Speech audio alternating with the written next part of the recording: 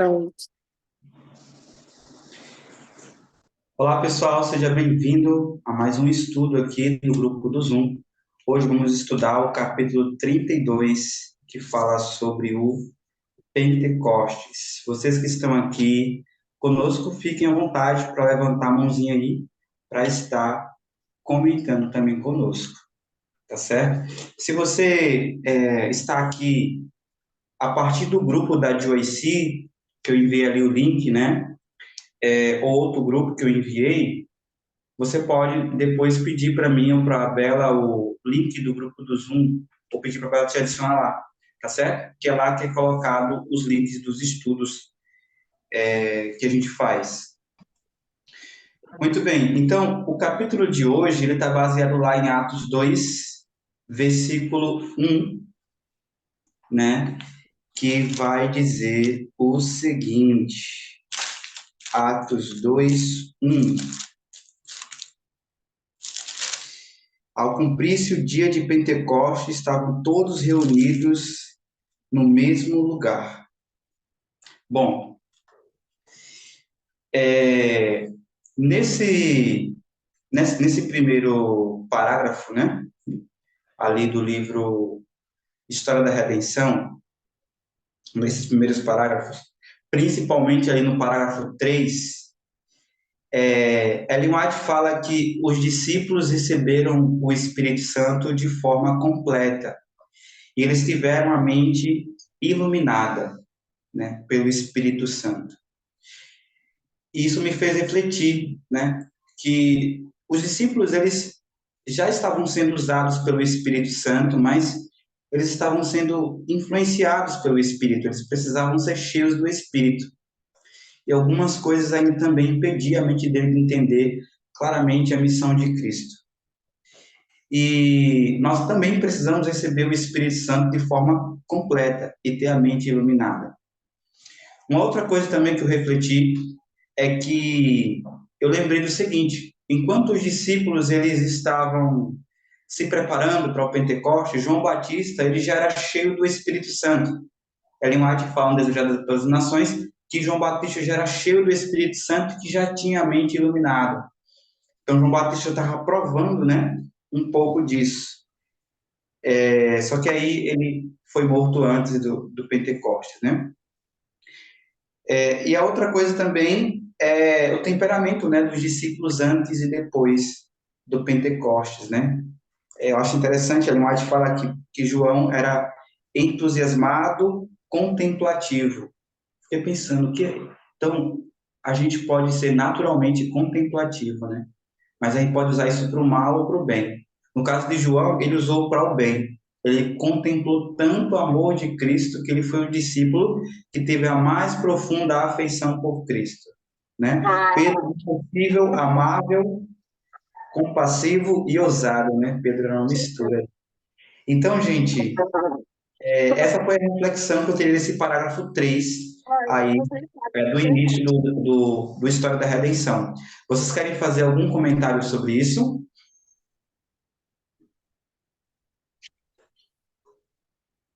Eu Ou acho quiserem interessante aqui fazer no, alguma pergunta? no... Sim, eu queria comentar uma coisa.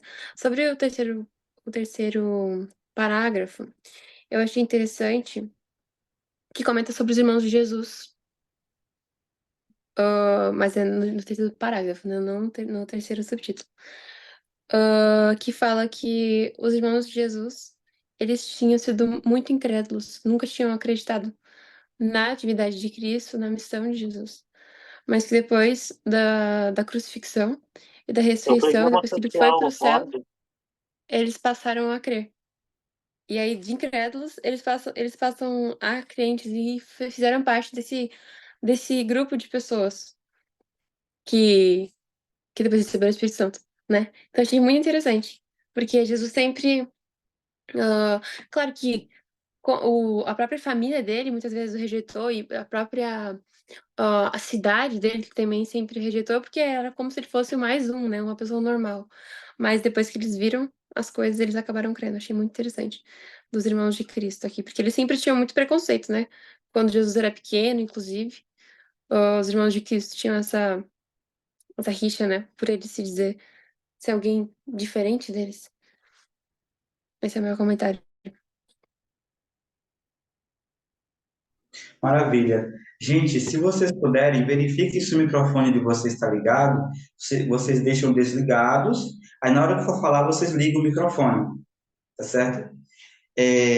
Alguém mais quer comentar? Qualquer coisa, levanta a mão aí, eu ligo o microfone e você fala, Carlos, eu quero comentar. Agora, eu quero ir para o tema que fala o derramamento do Espírito, ali no livro também. No parágrafo 1, uma coisa que eu refleti foi o seguinte, que fala que havia uma aparência de uma língua com aparência de fogo. E Ellen White explica que o significado da língua era a afluência em várias línguas, né? Eu gosto desses detalhes assim, sabe? Porque às vezes a gente lê assim rápido, mas o que significava, né? As línguas. E ela fala que a aparência do fogo simbolizava zelo fervente e poder em suas palavras, né? Zelo fervente, né? Assim como o fogo é intenso e poderoso, assim também tem que ser as nossas palavras. E lá no livro O Desejar de Todas as Nações, na página 104, vai falar algo muito interessante sobre isso daí. Olha o que é que diz aqui, na página 104, estou abrindo aqui, que vai falar assim, ó. Isso daqui eu achei muito forte, gente. Diz assim, ó, a palavra de Deus, falada por uma pessoa santificada por ela, tem poder comunicador de vida, que a torna atrativa aos que a escutam, convencendo de que é uma viva realidade. Quando alguém recebe a verdade em amor, isso se tornará evidente na convicção, olha, gente, de seus gestos e no tom da sua voz. Torna conhecido o que a própria pessoa viu e experimentou da palavra, a fim de que os outros tenham comunhão com ela por meio desse conhecimento de Cristo. Seu testemunho vindo de lábios tocados com a brasa viva do altar é verdade para o coração que deseja recebê-la e realiza a santificação do caráter. Olha que maravilhoso, né? Então, isso é que significava a língua de fogo, né? A brasa viva de Deus tocando os nossos corações. Então, que a gente venha falar com poder, né? E se preparar também para o Pentecostes. Alguém quer fazer algum comentário sobre isso?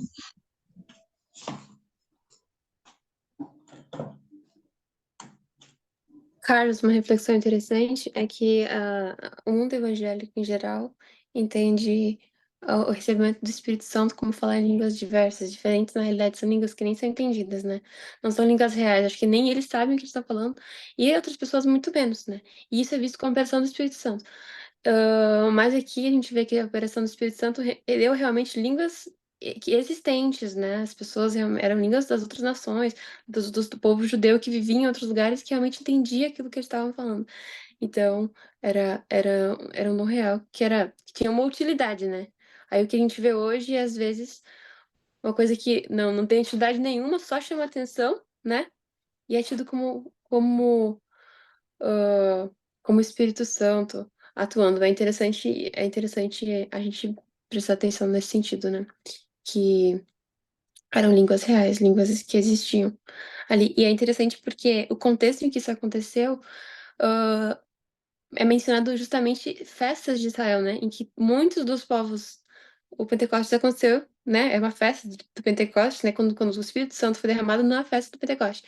Então, as pessoas, muitas famílias de Israel vinham ali para aquele polo, então, que mesmo falavam línguas diferentes, mas adoravam o mesmo Deus, como houve a dispersão, eles falavam de línguas diferentes, e aí Deus usou esse momento, e todos se juntaram, para que eles pudessem ouvir uma mesma coisa e se impressionar, né, com essa ação mesmo do Espírito Santo. Acho isso interessante.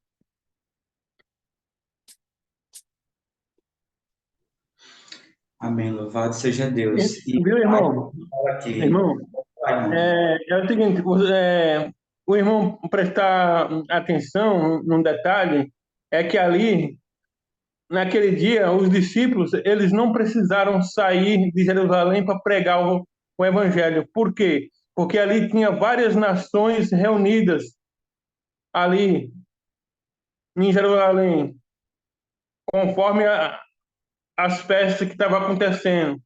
E ali, após 40 dias, 50 dias da ressurreição de Jesus, o Pentecoste foi derramado. E eles estavam fazendo justamente o quê? Eles estavam reunidos buscando o Espírito Santo. E aí onde foi que o irmão falou que ali eles receberam o Espírito Santo foi dividido em línguas sobre eles, como fogo. Por quê? Porque ali eles estavam o quê? Buscando, estavam unânimes em oração. É interessante isso aí que o irmão falou, porque eu não tinha pensado dessa forma. Que o senhor falou aí, que o irmão falou aí, que o Espírito Santo ali simbolizava o fogo, a chama que Deus deseja derramar em nossos corações. Não é isso? Perfeito, irmão. Isso mesmo. Que nós possamos pedir essa chama em nossos corações também. Indo agora para o título No Poder do Pentecostes, ali no História da Redenção, capítulo 32, no parágrafo 1, o que me chamou a atenção foi o seguinte: o Espírito Santo fez por eles o que não poderiam ter feito por toda uma vida. Gente, quantas vezes nós também estamos aí lutando para pregar o evangelho através da obra médico-missionária, através das redes sociais, através de vários meios. Mas, quando o Espírito Santo for derramado em nossos corações, a gente vai pregar o evangelho de uma maneira como a gente nunca pregou. Porque o Espírito Santo, a gente vai fazer ali eu não sei se vocês vão entender essa palavra, mas a gente vai fazer o ordinário, que é o que a gente pode fazer. E o Espírito Santo vai fazer o extraordinário, que é aquilo que não está ao nosso alcance. Né? Então, o Espírito Santo vai levar essa mensagem de uma maneira assim, grandiosa e poderosa. Né? Mas a gente não tem que esperar pela chuva, a chuva ser hoje. A gente tem que receber a chuva temporal agora. Só recebe o dobro quem já tem uma porção do Espírito. E como John Wesley, ele disse, eu não preciso de todos os obreiros do mundo. Eu só preciso de 30 homens que amem a palavra de Deus e que odeiem o pecado, e eu irei abalar o mundo. Né? Então, Deus também precisa hoje de nós, cheios do Espírito Santo. Outra coisa também é que fala aqui no parágrafo 3, que eram homens iletrados da Galileia, que foram usados pelo Espírito Santo e fizeram algo extraordinário, né? Isso nos leva à reflexão de que muitas vezes a gente, como jovem, até mesmo adulto, né? A gente a gente está muito preocupado em ter um título, em ter sabe, para que as pessoas possam ver assim que a gente é intelectual, que a gente tem várias coisas no currículo, graduações e etc, para que o mundo possa nos reconhecer. Quando esses homens nem iletrados eram, o Espírito Santo capacitou, né? Não que eu não possa, se Deus me chamar, buscar ali, fazer algum tipo de curso nesse sentido. Mas o principal é ter o Espírito Santo em nossos corações. Né? Eu lembro um pouco da naturopatia, né? Que as pessoas, nossa, eu queria tanto que a naturopatia fosse um curso de graduação, porque as pessoas iriam reconhecer ia me reconhecer igual reconhece o nutricionista, igual reconhece o médico. Queria tanto que fosse uma graduação, as pessoas não sabem o que dizem, né? Porque Deus ele não permitiu que fosse uma graduação dentro dos princípios, exatamente para o MEC não moldar esse curso nos moldes do mundo, como são os outros cursos. Aqui é só um exemplo para vocês de que muitas vezes Deus ele usa de forma poderosa e grandiosa e dá um conhecimento assim grandioso até mesmo para uma pessoa que se sente um simples naturopata ou até que nem é naturopata, mas tem os conhecimentos de saúde, ora a Deus, Deus usa essas pessoas, né? Então que a gente venha ter essa ciência, né, de que Deus é, ele tem um alto valor por aqueles que têm o amor de Deus no coração. Alguém quer fazer um comentário sobre isso, essa questão de deles serem letrados, ou a questão do Espírito Santo fazer por eles o que eles não poderiam ter feito durante toda uma vida? O Rafael levantou a mão e depois o Hilton. Pode falar, Rafael. Falando no contexto, já que a gente está falando um pouco sobre o Espírito Santo, me lembrou muito aquele texto lá de João 16, versículo 13, que fala assim, né? No entanto, quando ele, o Espírito da verdade, vier, ele vos guiará em toda a verdade, porque ele não fará por si mesmo, mas tudo quanto ele ouvir, isso ele lhe dirá, e vos anunciará as coisas vindouras. Eu acho muito incrível que, por mais que a gente esteja, vamos dizer, fora do alcance do conhecimento, o próprio Espírito ele vai nos guiar em toda a verdade. Por exemplo, eu acho interessante que certa vez, aqui na minha comunidade, é, da igreja daqui, eles estavam fazendo, como vocês sabem bem, métodos errados de arrecadação de alimentos, aquele negócio de desbravador, como a gente já sabe bem. Que, tipo, quando a gente pega um beneficente social, a irmã White, ela, nossa, ela realmente categoriza isso como algo muito errado. Esse método de ganhar dinheiro por meio de comidas e afins. Só que eu acho interessante que quando eu descobri isso, eu até comentei um pouco com o Matheus Andrade, que hoje não está aqui, o conhecido Matheus, e eu comentei isso porque ele também não sabia, meus irmãos não sabiam, eu sabia. Só que por mais que eles não soubessem, o meu irmão gêmeo, ele já tinha uma noção. Quando eu olhava aqui e falava, mano, mas isso daqui tem cara de negócio dentro da igreja, muito antes de eu falar da citação. Ou, por exemplo, se eu pegar outro testemunho que aconteceu sábado aqui agora, que a gente foi para casa de uma irmã católica, que a gente cantou louvores, a gente visitou a outra irmã dela que uma condição especial, e, tipo, quando ela estava nos agradecendo, ela falou um negócio muito incrível, levando em consideração que era católica. Nossa, eu sei que é realmente difícil fazer a vontade de Deus, mas Deus exige de nós perfeição.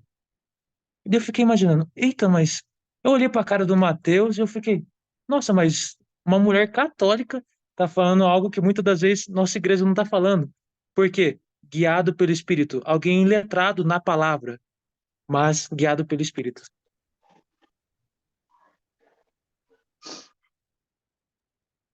Amém. Muito bom, irmão, pelo Isso, comentário. isso aí, isso aí, irmão, é pro irmão ver que Deus usa e capacita aqueles que não são, que não são graduados, entendeu? Porque muitas vezes, se Deus usar um graduado, porque nós conhecemos que tem várias gente que tem mais conhecimento do que a gente. E essas pessoas, não todas, mas algumas se exaltam por isso. E já Deus, para envergonhar tais exaltadores, ele usa pessoas simples, como assim usou os discípulos,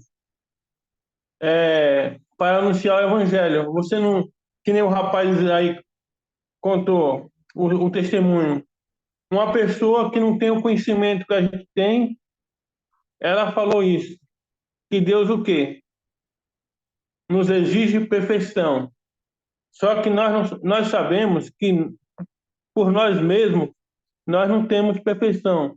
só através de Cristo, através do Espírito Santo, porque de nós mesmos a gente não tem essas condições de sermos perfeitos.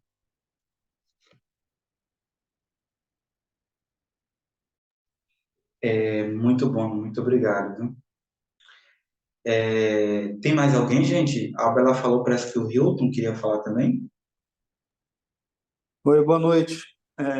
Só Boa noite. acrescentando aqui ao o que o Carlos comentou, na verdade, reforçando, eu sei que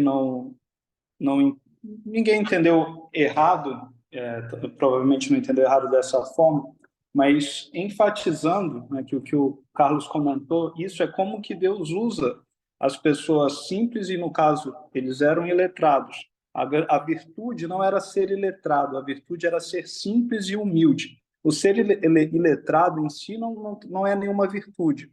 Acontece que muitas vezes o estudo ou qualquer posição que se alcança, é comum que as pessoas se exaltem por causa disso. Mas isso não é nada que deve ser buscado. E se a gente notar, os próprios discípulos, os próprios pioneiros, em sua maioria eram, quer dizer, todos não eram em sua maioria, né? Porque a humildade é algo essencial para qualquer servo de Cristo. Todos eram humildes. Alguns raros tinham posses e outros, a maioria não, mas todos humildes, mesmo quem tinha posse ou quem não tinha, porque a humildade é algo que vai além. E outra coisa que a gente pode notar em todos eles é que todos tinham um grande conhecimento. Então, a gente pode ver que os próprios seguidores de Cristo, eles se desenvolveram sempre, e a gente pode ler pelos próprios textos inspirados, escritos que a gente encontra na Bíblia, como eles se desenvolveram intelectualmente. Se a gente vê também os nossos pioneiros, eram pessoas simples, mas assim muito intelectuais, estudiosos, se aplicavam aos estudos, e mesmo para o estudo da Bíblia, tinham um grande conhecimento da Bíblia. Eu quero ler aqui um texto de Ellen White que comenta isso, em que ela diz o seguinte: os jovens não devem ocupar-se na obra de explicar as Escrituras e fazer preleções sobre as profecias quando não conhecem a fundo as importantes verdades bíblicas que procuram explicar a outros. Então, veja, para a gente explicar essas verdades é necessário que a gente tenha conhecimento. Podem ser deficientes nos ramos comuns de educação e deixar, portanto, de realizar o bem que conseguiriam fazer se houvessem desfrutado as vantagens de uma boa escola. Então, ela diz, olha, talvez eles, por serem deficientes em alguns ramos, eles deixariam de realizar um bem. Por quê? Porque esse conhecimento aumentaria a influência e o poder de transmitir uma mensagem, porque o que a gente transmite para outras pessoas é um conhecimento que liberta, a verdade que liberta.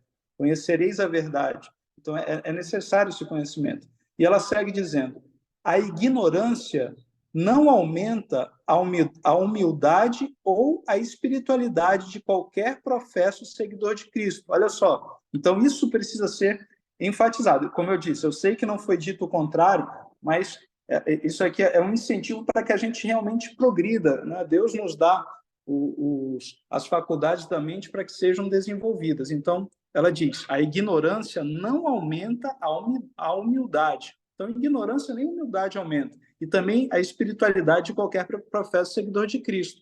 E aí ela diz assim, as verdades da palavra divina podem ser melhor apreciadas pelo cristão intelectual. Então, veja como Ellen White enfatiza como o cristão intelectual pode apreciar melhor as palavras de Deus. E isso todos nós podemos fazer, independentemente de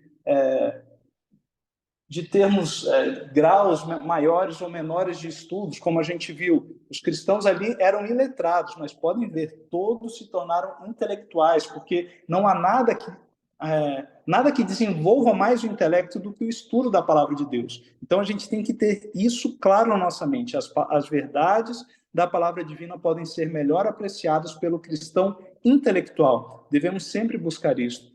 E ela vou terminar aqui o parágrafo, que ela diz assim, Cristo pode ser melhor glorificado por aqueles que o servem inteligentemente. O grande objetivo da educação é habilitar-nos a usar as faculdades que Deus nos deu, de tal maneira que exponha melhor a religião da Bíblia e promova a glória de Deus.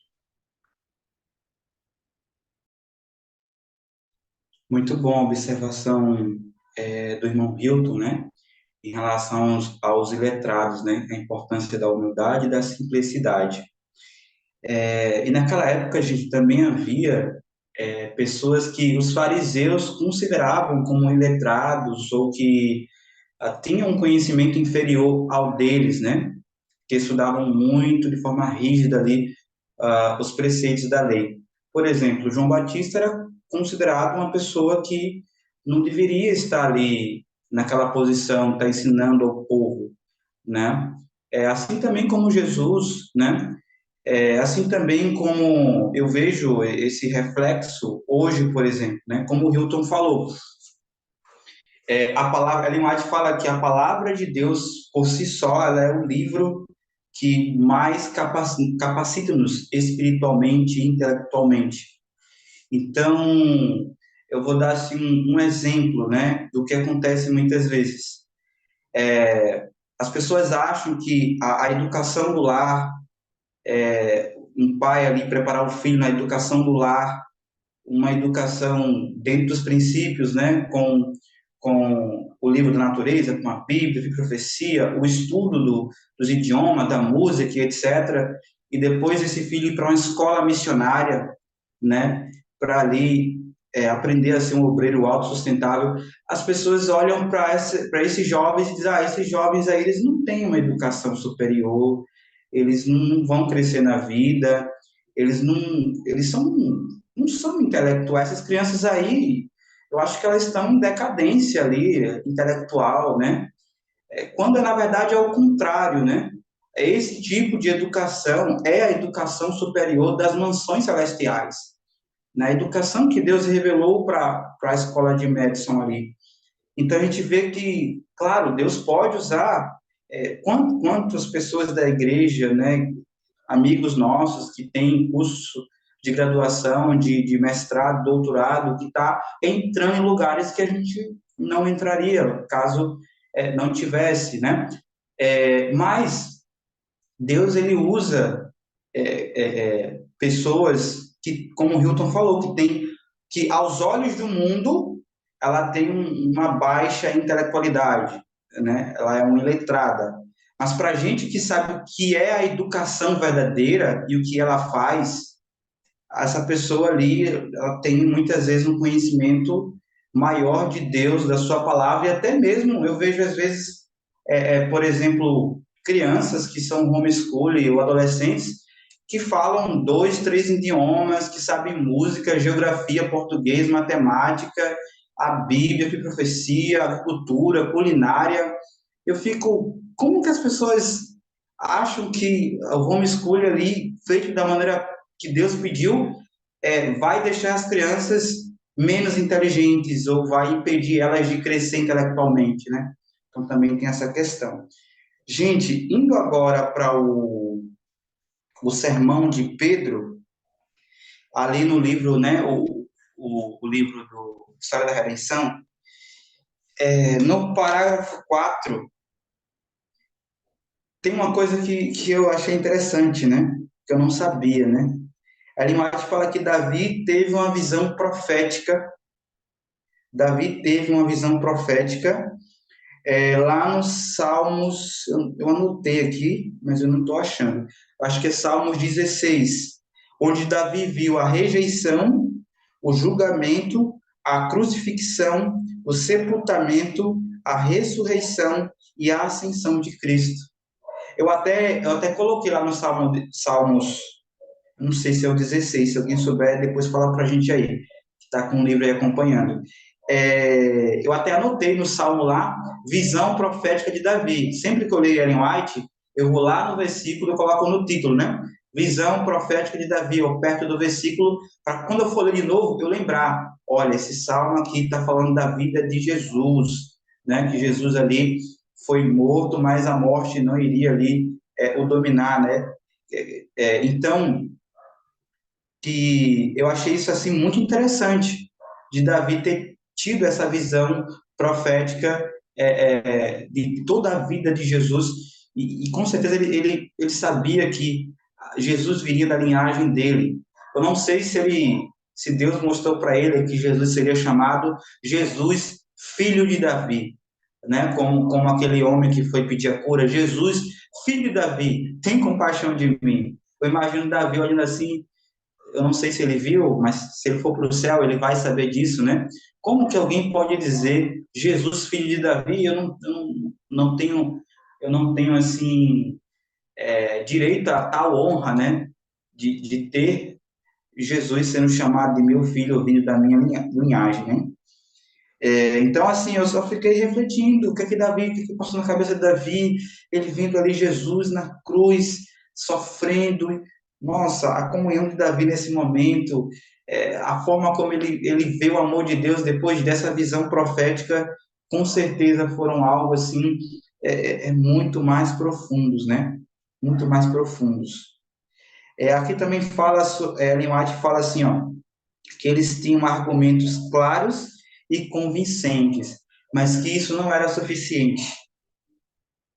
E quantas vezes nós temos argumentos claros e convincentes, tentando convencer a igreja a mudar ou fazer uma reforma na alimentação, ou no vestuário, na música, ou até mesmo em relação à santificação. E claro, a gente tem que fazer isso, a gente tem que pregar isso, a gente tem que fazer tudo isso. Só que quantas vezes nós temos argumentos claros e convincentes, mas como falou aqui o Desejo das Nações, não está temperado pelo Espírito do Senhor, pelo sal da justificação pela fé, pelo amor de Deus em nossos corações. Esses dias eu estava conversando com um amigo, e quando eu falei para ele, né, que a gente tem que pregar a verdade de forma direta, mais direta do que João Batista, de forma clara, convincente, chamando o pecado pelo nome, tudo isso. Mas, para poder fazer isso, tem que estar cheio do amor de Deus. Aí ele falou assim, mas Jesus chamou os fariseus de hipócritas. Aí eu falei, mas você sabia que Ellen White fala que quando Jesus falava isso, o pranto transparecia no seu rosto, porque ele queria salvar aqueles judeus. Quanto mais uma pessoa odiava Jesus, quanto mais ódio ela dava para Jesus, quanto mais vontade de matar Jesus ela tinha, mais Jesus dava amor. As pessoas que mais nos odeiam é as que mais precisam de amor. Tanto que quando os fariseus estavam pensando em matar Jesus ali, Ellen White fala que eles queriam fazer Jesus em pedaços, né? Ou seja, eram psicopatas, né? Porque quem faz as pessoas em pedaços, a gente vê aí, são psicopatas, pessoas assim, terríveis, né? Que cortam as pessoas em pedaços, colocam na mala, na geladeira. E os fariseus da igreja, né? Os líderes da igreja queriam fazer Jesus em picadinho, queriam fazer Jesus em pedaços, despedaçar Jesus, né? E Ellen White fala que Jesus olhou para eles e o pranto transparecia em seu rosto. E quanto mais nós, em relação aos nossos líderes, qual amor que a gente tem que ter pelos nossos líderes, pelas pessoas que mais nos perseguem, mais nos odeiam, né? E a última coisa aqui nessa parte é que eles tinham a palavra pura, simples, correta, e essa parte aqui me chamou a atenção. A sua dicção era perfeita, tanto no português eu ia falar, tanto na língua materna deles, quanto em outras línguas. A dicção era perfeita, então o Espírito Santo habitando em nós, vai mudando a nossa dicção, a nossa postura, a nossa fisionomia, os nossos gestos, o tom da voz.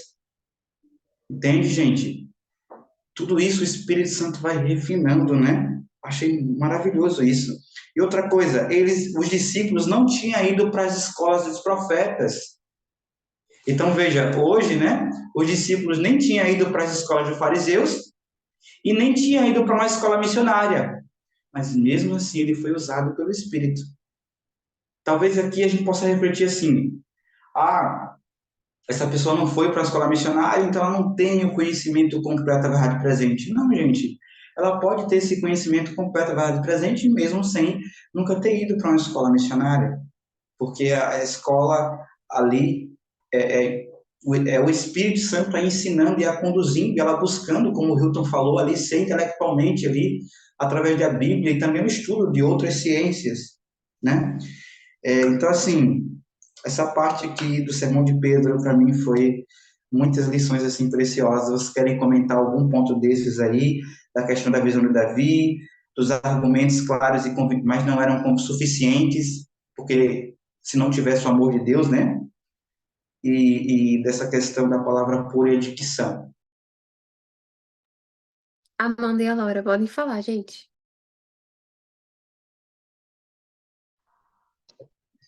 A gente estudando o capítulo me fez lembrar de várias histórias que eu já li de Pentecostes modernos. Não foi algo que aconteceu só naquela época.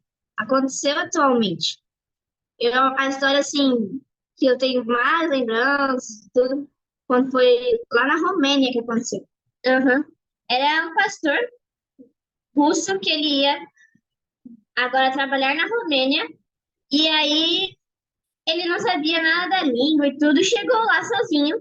Depois a esposa ia vir, e ele tinha três objetivos quando chegou: conseguir um local para ficar, uma pessoa para aprender alemão e ver se encontrava uma pessoa para aprender romeno e ver se encontrava alguém que guardasse o sábado, alguma coisa assim. Aí, nesse dia ele conseguiu uma professora de romeno e também um apartamento. Um dia, conversando com essa professora de romeno, ela contou que tinha uma amiga que entrava todos os sábados de manhã num local, junto com várias pessoas. Ele logo se atinou e, quando foi lá, encontrou os guardadores do sábado. E e lá eles tinham uma garotinha que falava um pouco de russo, e só que falava um russo muito mal falado, e eles tentavam se comunicar, mas não estava dando jeito. E então eles estavam esperando um dia que conseguissem conversar melhor. Foi então que os líderes da pequena igreja disseram: a gente nunca teve um pastor aqui, a gente quer que você seja o nosso pastor, mesmo ele falando outra língua. E aí ele reforçou os estudos, mas não estava conseguindo estudar e aprender cada vez mais. E aí eles falaram que estavam comprando mais cadeiras. Ele: para que mais cadeiras? Porque a gente vai fazer uma série evangelística de uma semana aqui. E ele ficou: e agora? Uma semana de sermões e eu não sei falar romeno. Mas aquela igreja era cheia de fé. E aí eles marcaram a semana e convidaram. E aí tinha só aquela garotinha que falava russo e não tinha mais ninguém. Falei: tá bom. Mas aí quando começou, chegaram policiais que foram assistir também as palestras para ver se eu não estava falando nada contra o novo governo. E aí agora ele: ixi, será que vai dar certo? Falou umas poucas palavras que ele sabia em romeno. E aí ele começou a traduzir, né? A tradução. Mas estava horrível. Não estava dando certo. Ninguém parecia estar entendendo. Todo mundo parecia estar entediado. E aí ele percebeu que tinha se esquecido de orar. E aí ele foi e fez uma oração. E naquela oração ele pediu para que Deus trouxesse o Espírito Santo, para que iluminasse a mente das pessoas, que elas pudessem compreender. E a partir daí, mesmo sem a tradução, todo mundo começou a entender o que ele falava. Mesmo a garota parou de traduzir, porque percebeu que as pessoas estavam entendendo o que ele estava falando. As pessoas achavam que ele estava falando em romeno. No caso dele, era russo. Então, foi uma história, assim, que eu acho bem incrível. Que ele estava falando em puro russo e as pessoas compreendendo como se fosse romeno. Um dos policiais se batizou, muita gente chorou naquela noite. E foi um grande reavivamento para aquele pequeno grupo de guardadores do sábado, que depois se tornaram adventistas. Foi bem legal essa história. Quando que ainda nos nossos tempos a gente pode encontrar esse Espírito Santo sendo derramado para todo mundo. E eu li uma história faz bastante tempo sobre algo que aconteceu aqui no Brasil. Era um pastor, não lembro o nome dele, mas ele foi trabalhar na região onde havia muitos alemães. E falavam só alemão e ele não sabia falar alemão. E quando começou falando português com eles estavam nem aí para ele, não queriam saber de religião, não queriam saber de nada. e viviam zombando dele, chamando ele de palavrão e tudo. Mas ele não entendia. E todos os dias ele saía da praça triste e voltava para o local dele orando para que Deus o ajudasse a falar alemão. Mas ele não estava conseguindo. Até que um dia ele chegou lá na praça e começaram as risadas de novo. E ele se ajoelhou em plena praça e pediu para que Deus o ajudasse a entender alemão. Quando ele se levantou, ele começou a entender o que os alemães estavam falando. Estavam zombando dele, falando palavrão, mas ele estava entendendo tudo. Ele ficou assim abismado e começou a rir. E os alemães, por que você tá rindo da gente? Ele falou, eu estou entendendo o que vocês estão falando. Aí os alemães pararam de falar, ficaram, como assim? Eu não aprendi em nenhum lugar falando em alemão. E a partir daí eles ficaram interessados em saber como que Deus era esse que tinha ensinado ele a falar alemão, assim, em menos de 1 minuto. E aí começou os estudos bíblicos, tudo, e uma igreja se formou naquele local. O pastor, depois de um tempo, saiu de lá, e ele conta que ele depois foi tentar estudar alemão de novo. Ele fala que ele se lembrava de algumas palavras, mas não conseguia se lembrar de falar alemão fluentemente. Ele percebeu que Deus lhe deu o dom de falar alemão só naquele tempo que ele esteve lá. E agora eles estavam estudando alemão. Então, tem algo bem também incrível, né? Que Deus derramou seu espírito em todas as pessoas.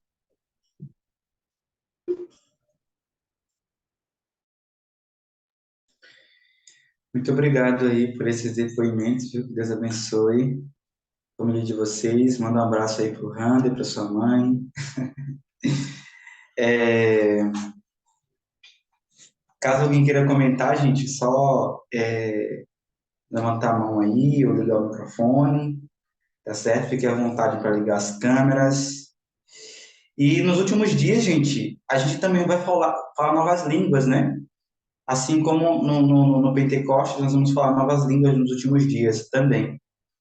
E eu fico até pensando, né? Eu estava refletindo hoje, esse negócio de línguas hoje tá bem avançado, né? Porque tem a inteligência artificial, que a pessoa pega um vídeo em português, joga lá dentro e já sai em todos os idiomas, né? Você pode fazer no chinês, no português, se a sua dicção estiver boa.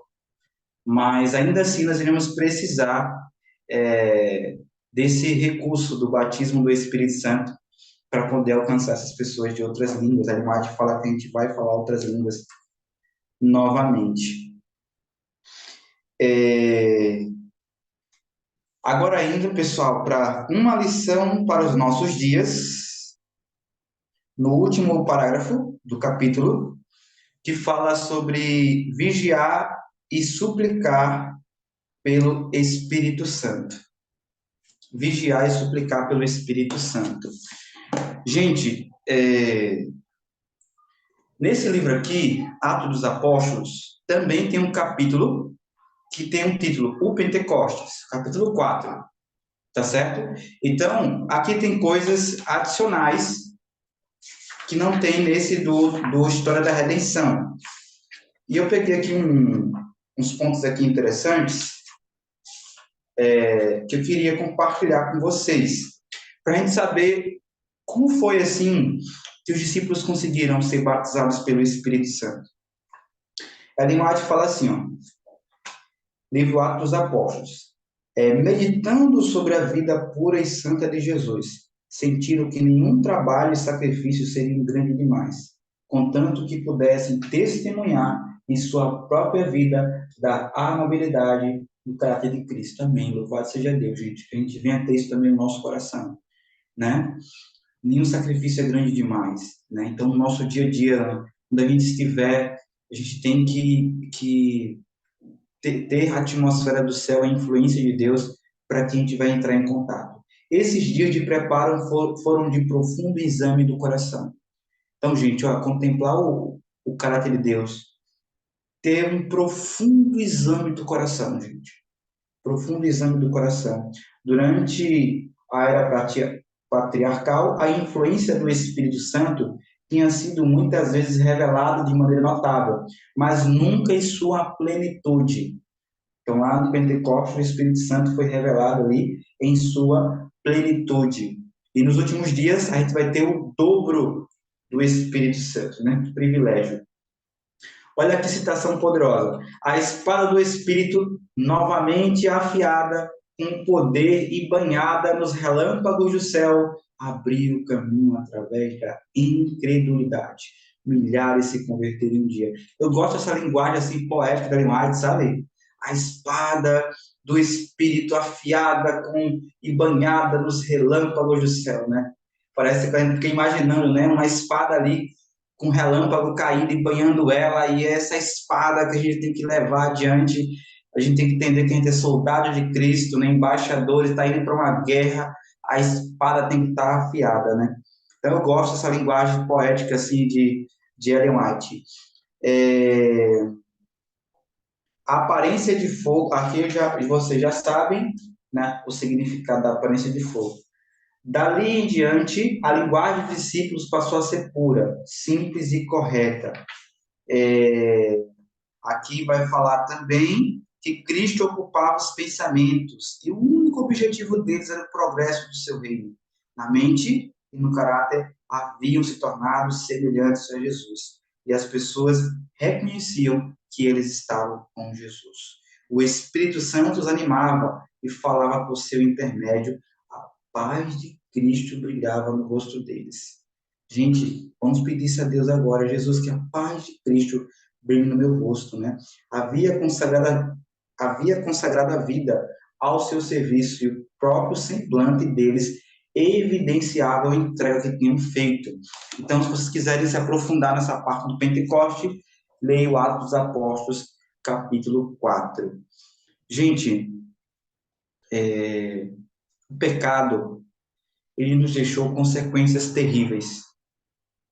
O pecado nos deixou tendências, né?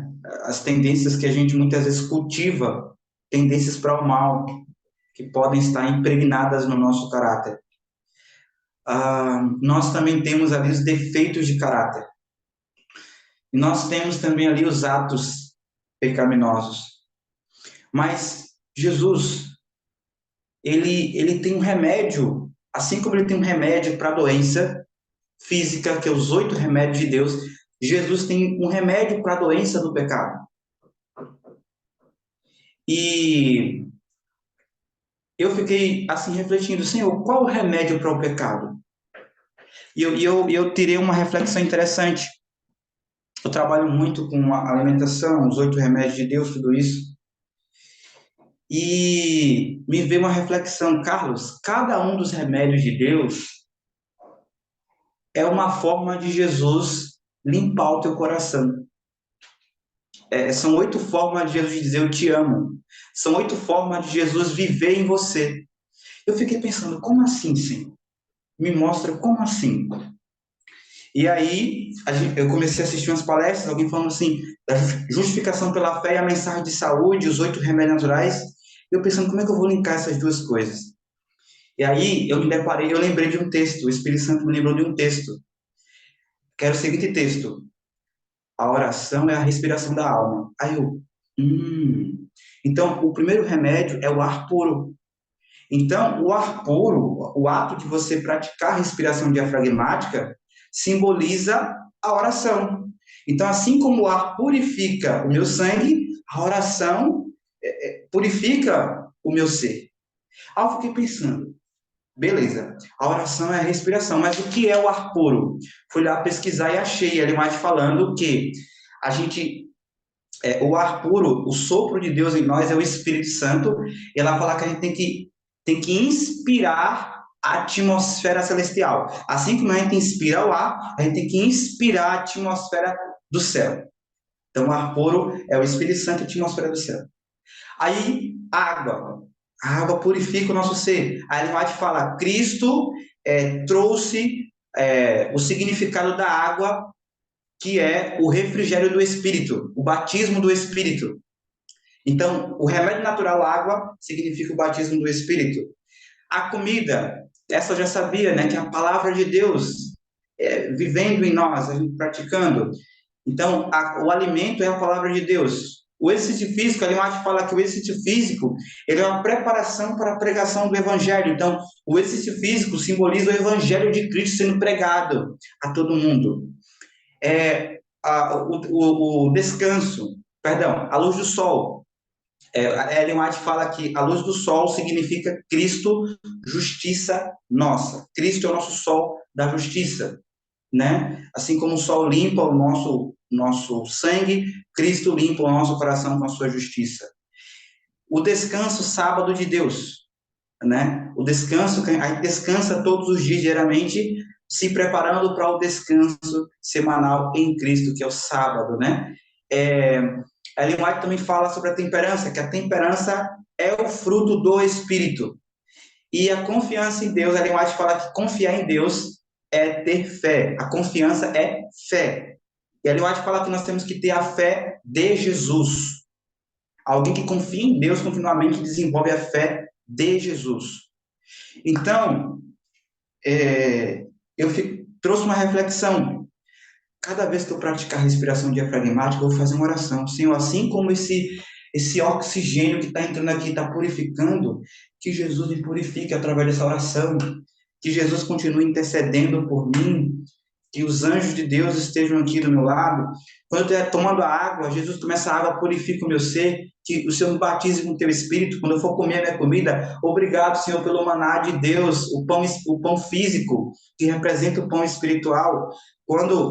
Aí eu esqueço, né? Mas quando eu lembro, estou tomando banho de sol, eu faço a oração, Senhor, assim como esse sol está purificando aqui, estimulando a vitamina D, aumentando a imunidade, assim também derrama em mim, Senhor, a justiça de Cristo.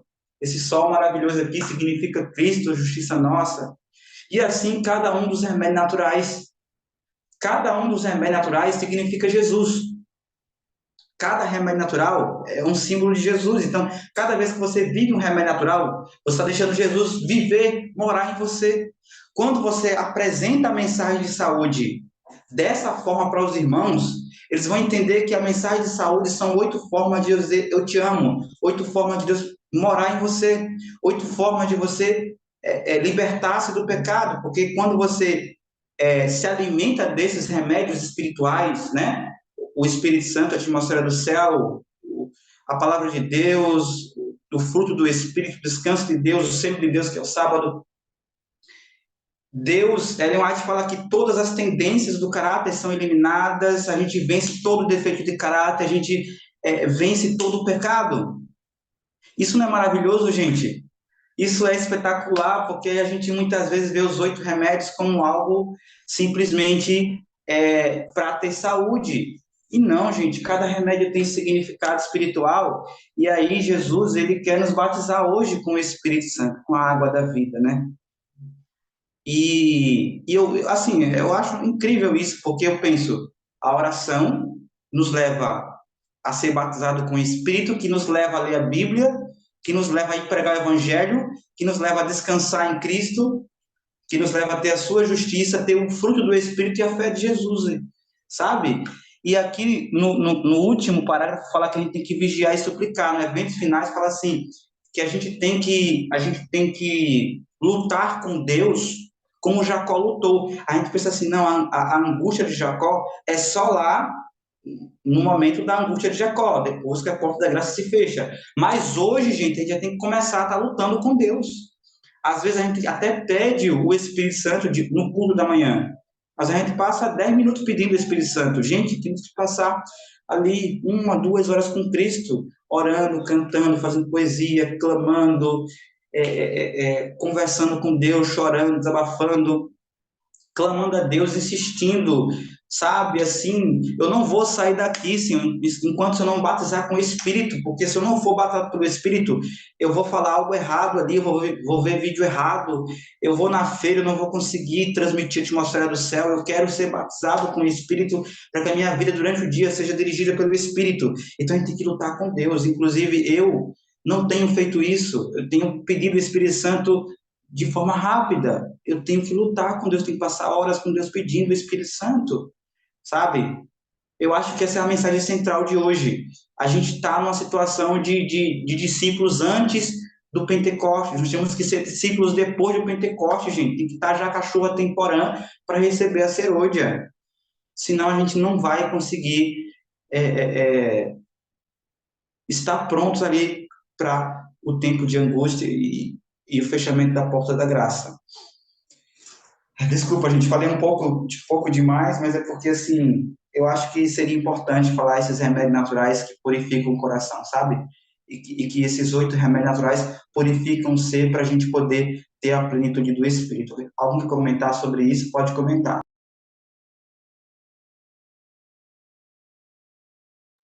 A gente já está indo para o final, gente, então quem quiser fazer os comentários finais aí, aproveita o momento, viu?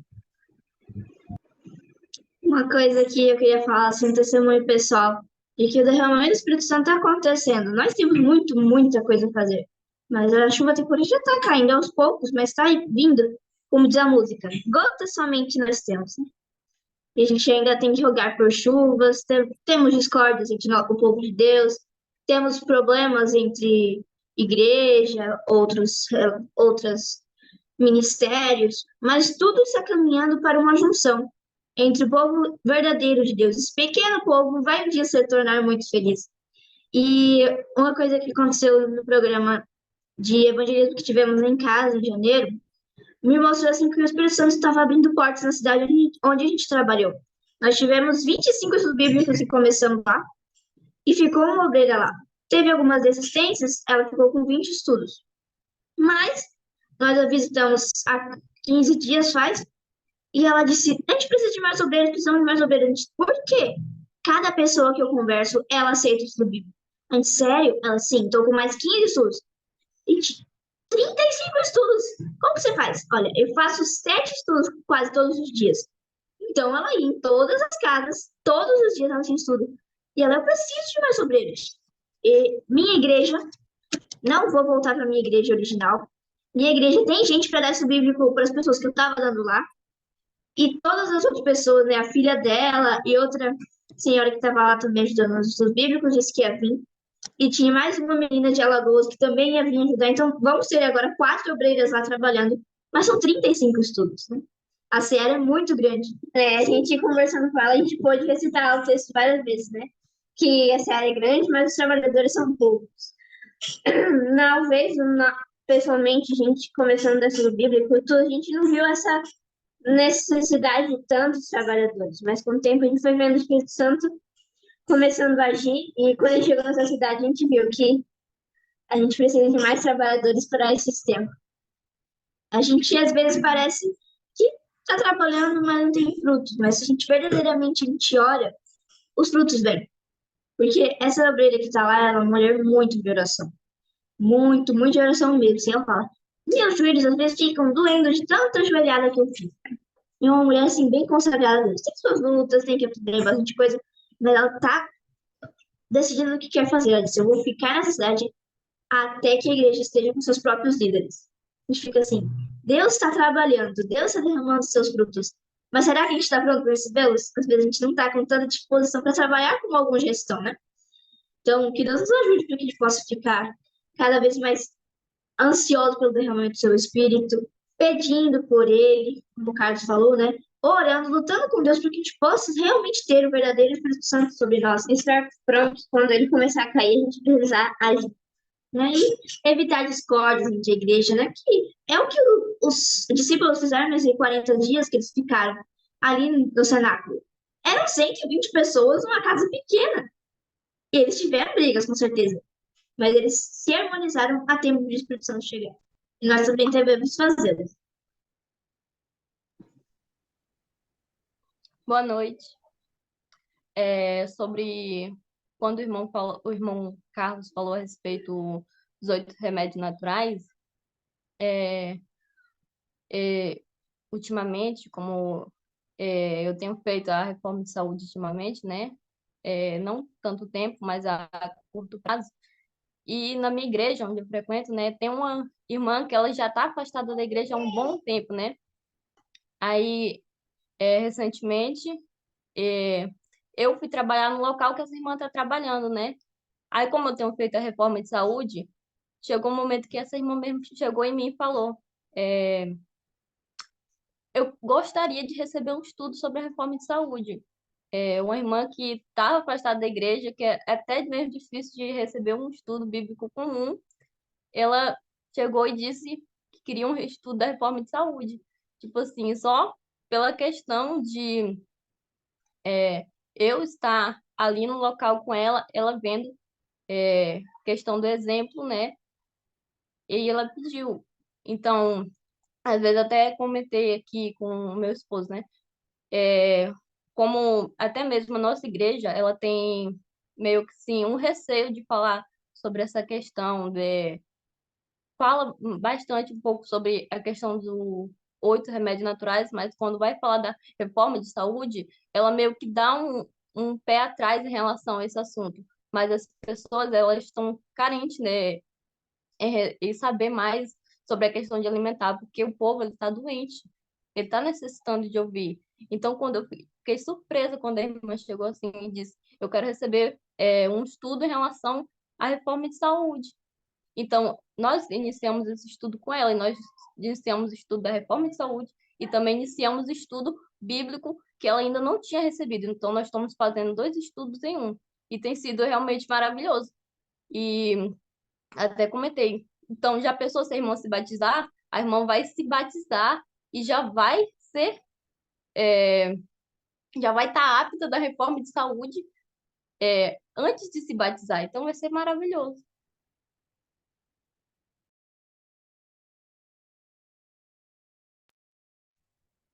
Louvado seja Deus, né, por esse testemunho. Gostei muito de vocês terem dado os testemunhos, porque complementou bastante a parte prática, né? Alguém mais quer fazer algum comentário?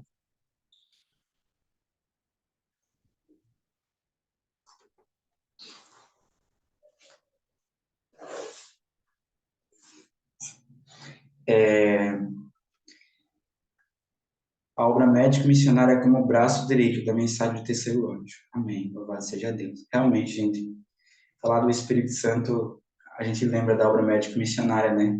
Uma das formas que o Espírito Santo usa para alcançar os corações. Realmente. Também tenho visto, assim, que esse método, muitas vezes, existem pessoas que nunca seriam alcançadas, né?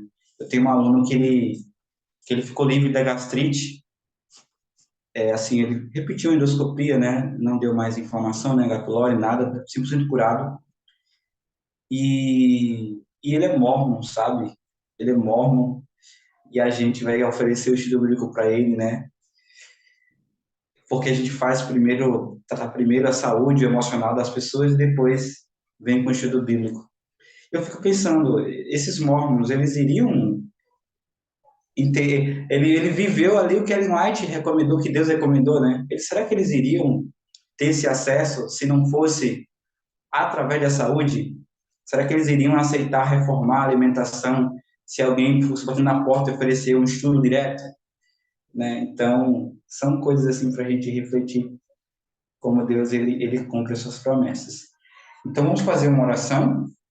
Bela, posso fazer uma oração ou é vocês que oram e direcionam? Pode fazer oração, Carlos. Você mesmo. Obrigado. Gente, eu quero agradecer pela oportunidade, pelo convite que a Bela fez, por estar aqui com vocês, tá certo? E eu queria muito estar toda segunda-feira, mas às vezes tem lives que eu preciso fazer à noite. Então, assim, foi maravilhoso. E qualquer coisa, estou aí à disposição para ajudar em relação à saúde, ou em relação a esses temas espirituais, ou a empreendedorismo, enfim, né? Eis-me aqui. Então, vamos orar.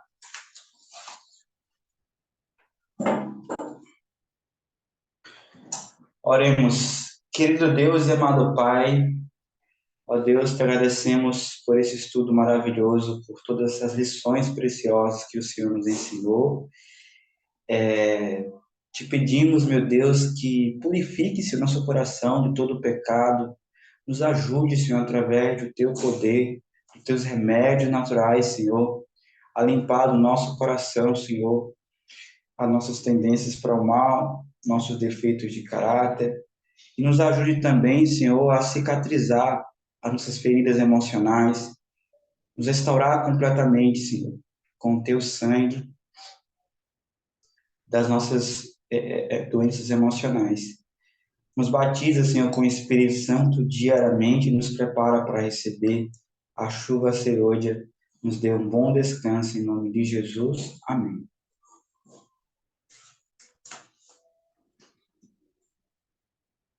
Amém. Muito obrigada, Carlos. Obrigada por ter aceito o convite, por dirigir o estudo. Louvado seja Deus. Muito obrigada mesmo. Que Deus continue te usando. E obrigada a todos também pela participação, pela presença. Eu também, os que entraram pela primeira vez, né? Alguns vieram pelo grupo do JC, como o Carlos falou. Sejam muito bem-vindos. Caso queiram participar mais vezes, peçam para o Carlos aí que ele manda o meu contato. Eu adiciono vocês ao grupo também. E é isso, né? Que Deus nos ajude nesse tema tão importante, que a gente possa buscar o Espírito Santo diariamente, buscar a unidade, né? Que foi a circunstância ali que o Espírito Santo foi derramado, né? Nos discípulos. Então, que Deus nos una cada vez mais. Tá bem, gente. Vamos tirar uma foto? Isso, a foto. Caio, você tira a foto pra gente, por favor? Tiro sim. Obrigada. Quem tiver abrir as câmeras. Peguem aí, gente, seus livros e liguem suas câmeras. Todo mundo. E quem não tem livro, só sorria. Vamos tirar foto. Você dá as coordenadas aí, Caio. Então, no 3. 1, 2 e 3.